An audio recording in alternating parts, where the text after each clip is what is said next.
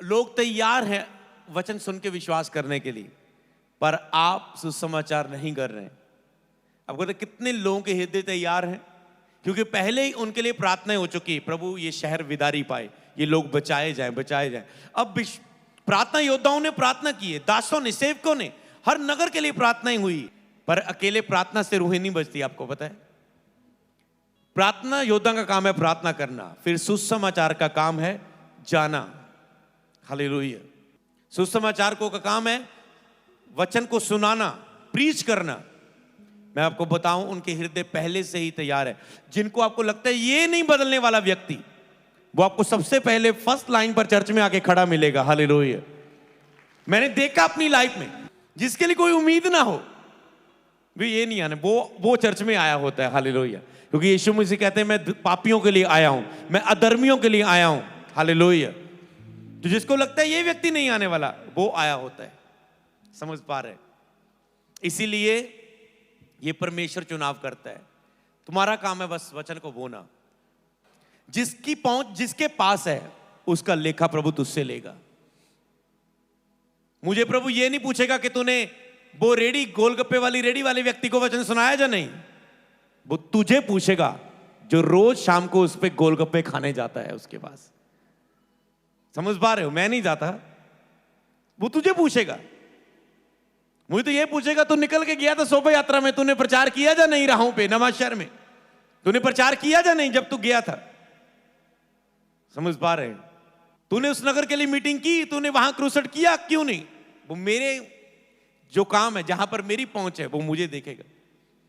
तुम एक हॉस्पिटल में डॉक्टर थे, तुम एक हॉस्पिटल में नर्स थे, तुम एक हॉस्पिटल में झाड़ू लगाने वाले थे, और तेरे पूरे हॉस्पिटल को यीशु के बारे में ही नहीं पता, वो तुझसे लेखा लेगा। मैंने सुसमाचार के लिए कड़क लोग भी देखे। कहते, जब मैं पहले कॉल सेंटर का फोन खुद उठाता था और मुझे कॉल आनी, बस ये प्रेयर करवानी थी। किस बात के लिए?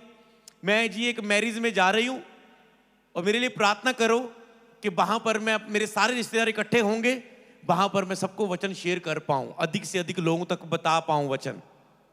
देखो ऐसे लोग भी हैं।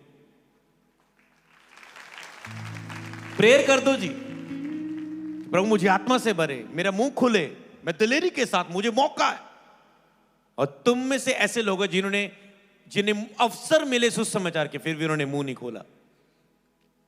आप देखते स्पिरिट ऐसे लगता है खाली हो गया, आत्मा गया।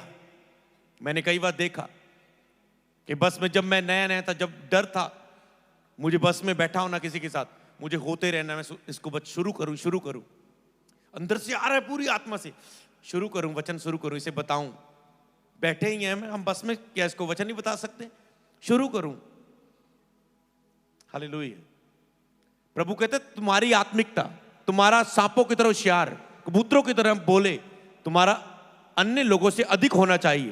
क्योंकि लोग शारीरिक आत्मा से चल रहे हैं, डेविलिश आत्मा से चल रहे हैं, तुम पवित्र आत्मा से चल रहे हो, तुम पवित्र आत्मा पाए हुए हो।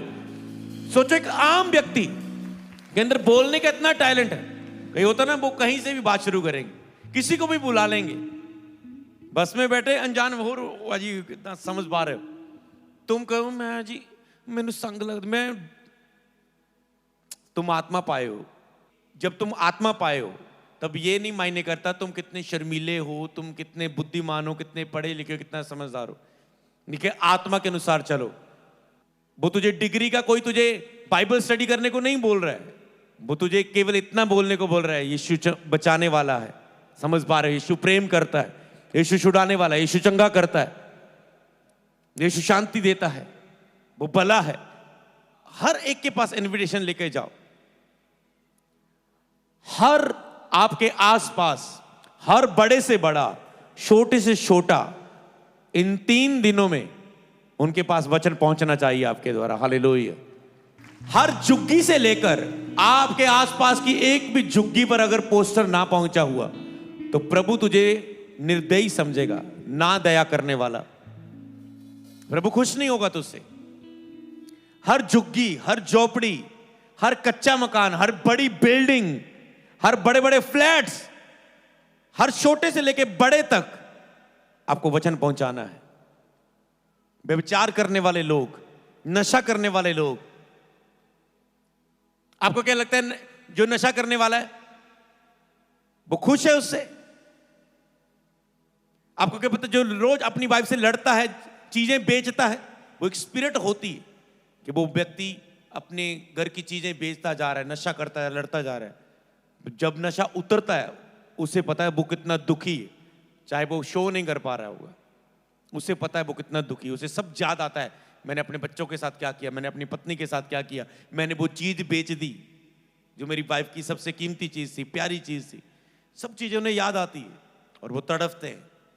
इसीलिए हर छोटे से लेकर हर काम करने वाली, हर फैक्ट्री में, हर झुग्गी में, हर झोंपड़ी में, हर तरह के कल्चर के लोगों के पास, हर तरह के लोग, क्योंकि प्रभु ने सबके लिए जान दी है, हर एक व्यक्ति के पास जाओ, इनविटेशन लेके जाओ, अधिकारियों के पास जाओ, पिंड के पंच सरपंचों के पास जाओ, हर एक के पास जाओ, जिसके पास भी तुम जा सकते हो उनके नाम लिखो कि मुझे किसके पास जाना है, आत्मा में बैठ के, और जाओ और प्रीच करो। अपने रिश्तेदारों को ना छोड़ना, अपने घर वालों को ना छोड़ना, लेकर आना, मेहनत करना।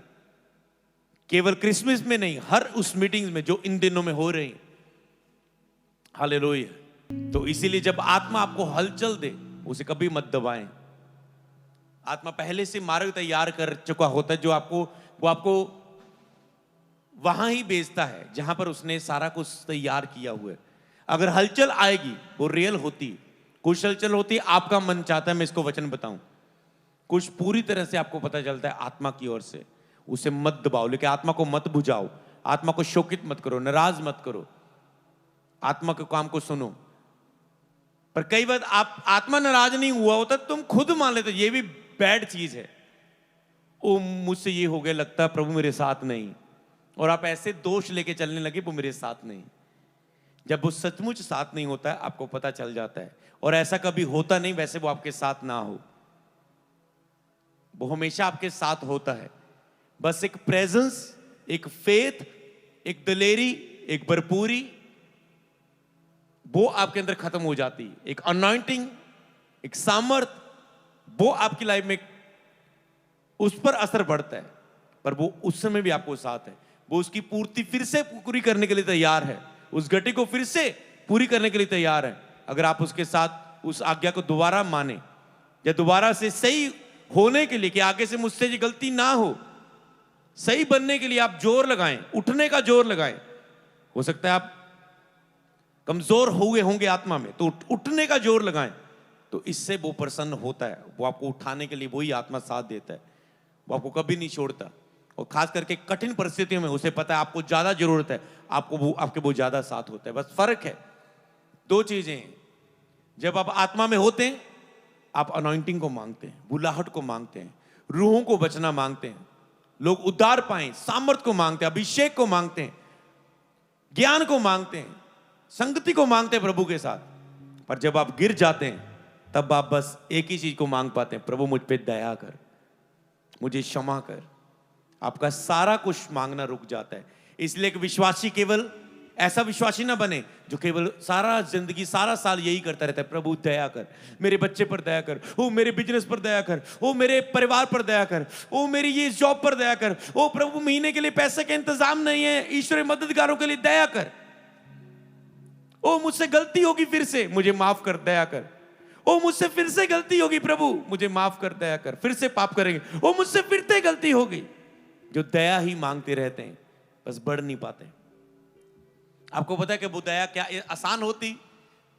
जीसस इतनी दया, हमेशा आप पर दया करने के लिए तैयार है, पर अंदर से आप जीसस के हृदय को देखेंगे, वो आपको हमेशा दया मांगता नहीं, वो आपको दया करता हुआ दूसरों पर देखना चाहता है। हालेलुया।